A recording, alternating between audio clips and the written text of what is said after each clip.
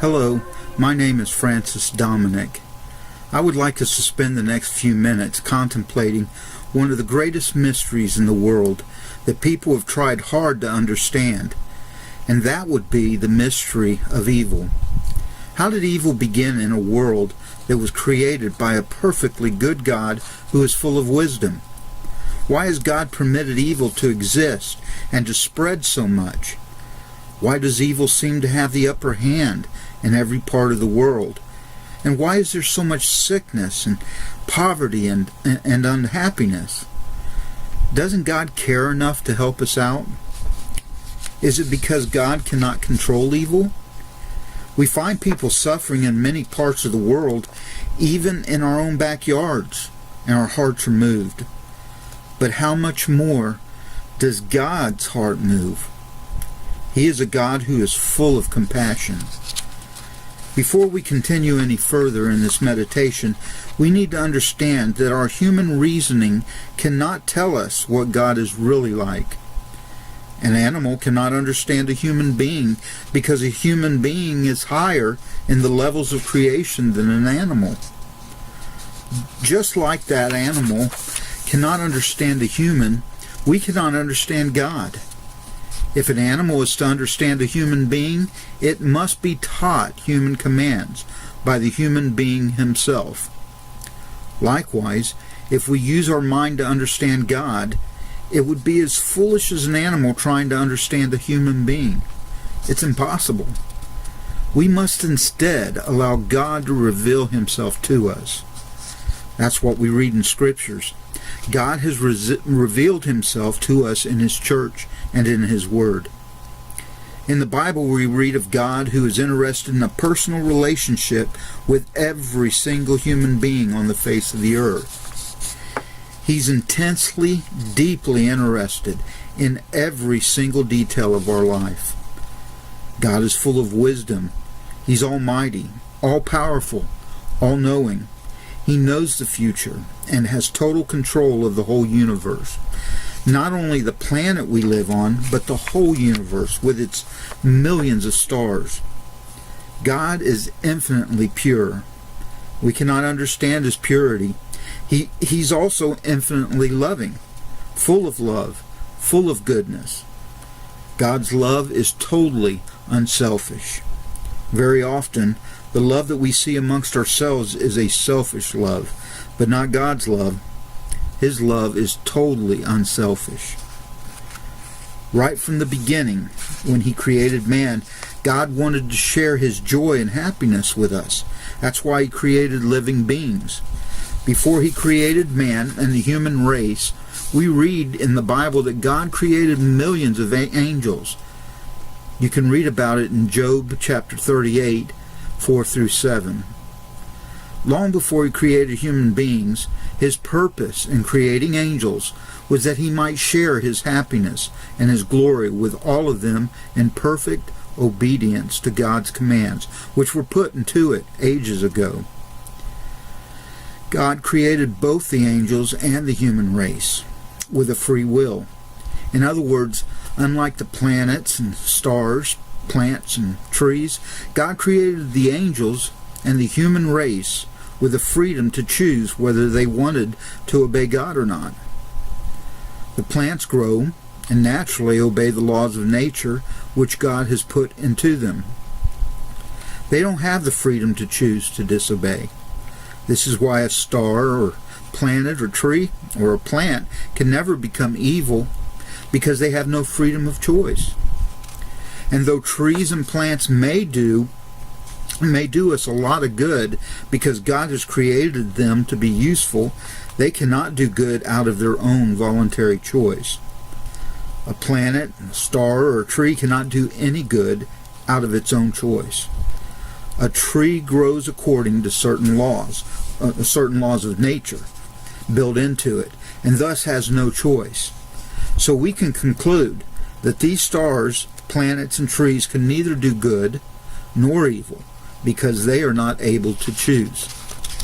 They're like robots that have been programmed. If you had a computerized vacuum in your home, you could program it to vacuum where and whenever you want it to. We have computerized planes and cars that can be programmed to go when and where we want it to. We have computerized coffee makers that will make a cup of coffee for us. There are several things you could program to do what you want, but that which you program would not have any feelings of its own. It would never disobey you if you programmed it correctly.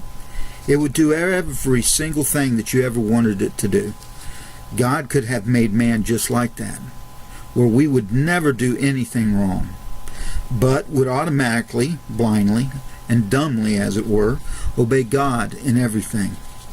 But God never wanted a race of people like that. They could never be His children. Robots could never be our children, even though they obey. Any father would say, I'd rather have a naughty, disobedient son of my own than an obedient robot. It is the same with God. Do you know how robots and machines bring no joy to a childless couple? Do you know why human fathers would rather have a disobedient son than an obedient robot? Because we are made in the likeness of God. We have something of God's nature in us. Married couples long to have children. They're never happy with obedient machines. They want children. And there we see the heart of God. God's also interested in children. Our children can turn out to be disobedient and can bring a lot of sorrow to our hearts.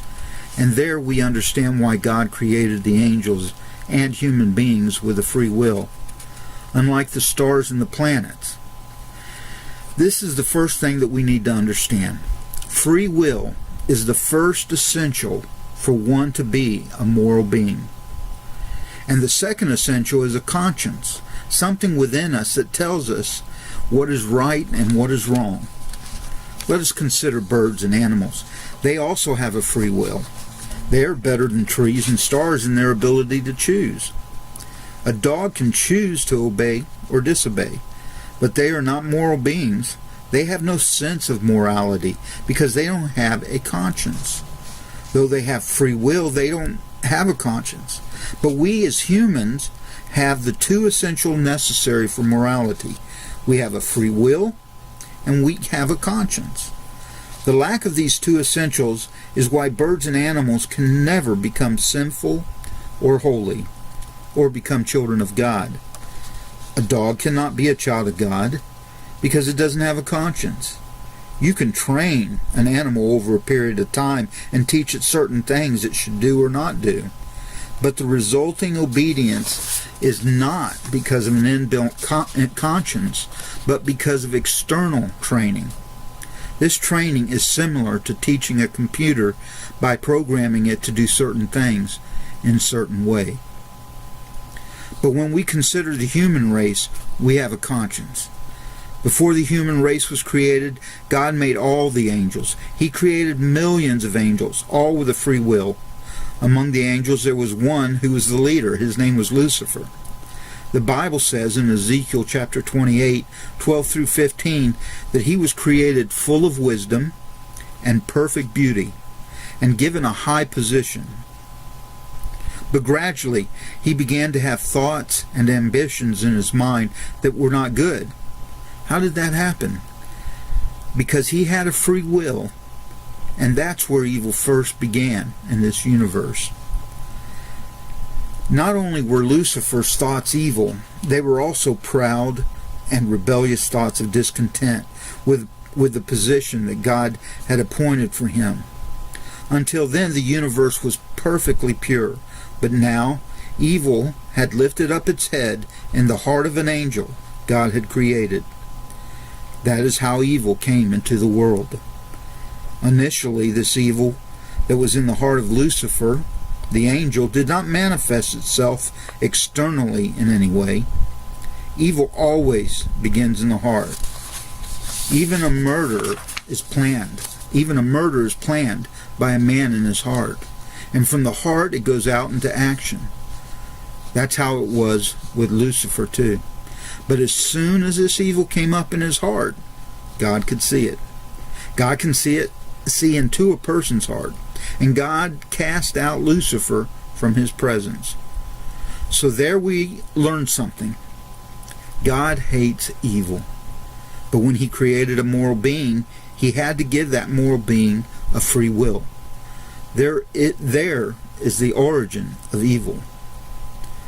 But there is a solution that God has made through Jesus Christ, and we want to consider that in greater detail in another video. Let us remember this about evil, that it is not outside of God's control. Evil is something God knew was coming, yet he permitted it. He accepted it, and he has provided a solution for it. That solution is in Jesus Christ.